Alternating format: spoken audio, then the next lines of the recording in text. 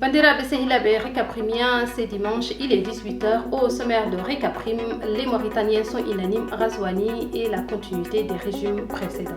Le directeur général des hydrocarbures, Moustapha Béchir, soupçonné de concurrence déloyale et de favoritisme. Malgré la promesse du président de la République en novembre, les populations de Kédi peinent toujours à avoir des papiers d'état civil.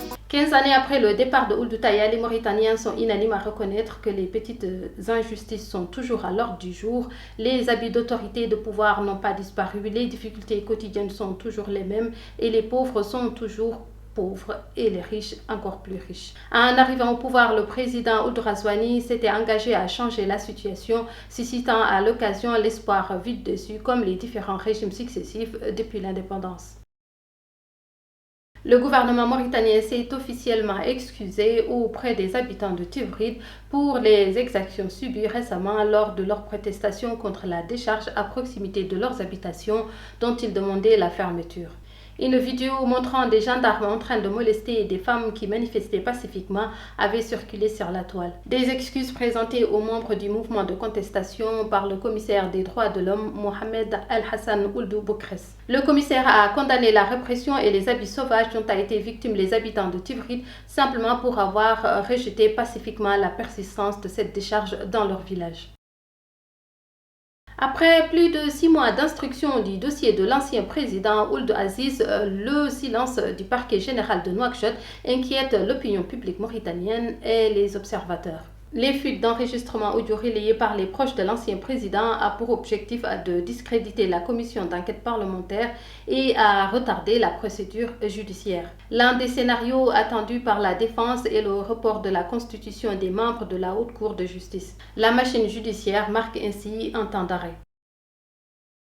L'accès aux documents d'état civil reste un véritable calvaire pour les populations du département de Kédi, malgré l'espoir suscité après la création de la commission présidée par Thiam Diombar et la promesse ferme du président Ould Ghazouani en novembre 2020. Suite à l'arrivée de la commission dirigée par Thiam Diombar, 270 dossiers sur 340 ont été validés. Plusieurs mois après, aucun acte d'état civil n'a été délivré par les services décentralisés de l'Agence nationale du registre des populations et des titres sécurisés. Y arrive ceux qui peuvent passer par les arrangements habituels, à savoir la corruption. Selon le ministre de l'Éducation, seuls 4% des enseignants ont un niveau suffisant. Les enseignants ont manifesté évidemment leur mécontentement. Selon certains indicateurs, le niveau de l'éducation a baissé ces dernières années. Cette conclusion vient d'une étude réalisée par un bureau d'études international américain portant sur plusieurs pays. Le ministère pourrait, dans le cadre de la réforme engagée, commencer par systématiser le test de niveau afin d'apporter les correctifs nécessaires via des séminaires de formation. Les enseignants doivent se remettre en cause et corriger leurs lacunes, progresser pour rehausser le niveau du système éducatif, selon le ministère de l'Éducation. Le système est tellement nul qu'il a fallu attendre que les autres nous disent que notre système éducatif est très bas. Il y avait pourtant des indicateurs, Aziz, Ould Taya, Ould Aïch, la crème de notre crème. Le chef de l'État mauritanien Mohamed Ould Ghazouani a reçu le 17 février l'opposant politique Ibrahim Mortar Sarr, président de l'Alliance pour la justice et la démocratie, mouvement pour la réconciliation.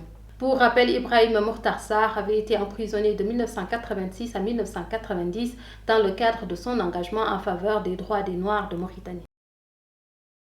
Après plusieurs tractations au sein du Conseil de sécurité des Nations Unies, la nouvelle administration américaine a levé tous les blocages et accepté le principe de la nomination du diplomate mauritanien El Rassoum à la tête de la Commission des Nations Unies au Mali, la MINUSMA. Selon les informations qui circulent dans les officines des Nations Unies, Wan bénéficie du soutien de Paris, mais les Américains avaient opposé un veto à sa candidature près d'un an parce qu'ils ne voulaient pas que l'un des États voisins du Mali dirige la MINUSMA. Mais dans les coulisses, Washington cherche avant tout à assurer une position stratégique au diplomate américain David Chrisley, numéro 2 de la mission de stabilisation de l'ONU en RDC, la MONUSCO. Évidemment que Wan a eu les habituelles félicitations de tous les Mauritaniens fiers de voir un Mauritanien diriger une instance internationale. On en oublierait presque que c'est une institution qui est là pour nous dire que nous sommes incapables de nous diriger tout seuls.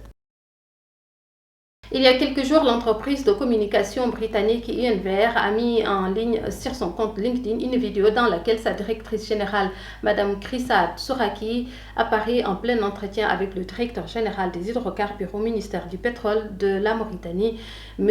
Moustapha Béchir.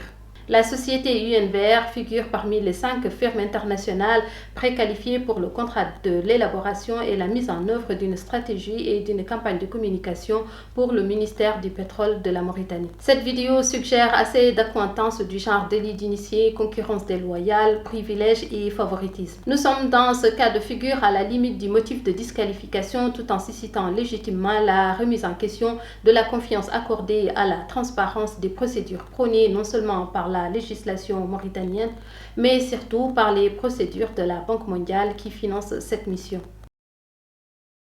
À l'international, le président algérien Abdelmajid Tebboune a annoncé la dissolution du Parlement et la convocation de nouvelles élections législatives anticipées.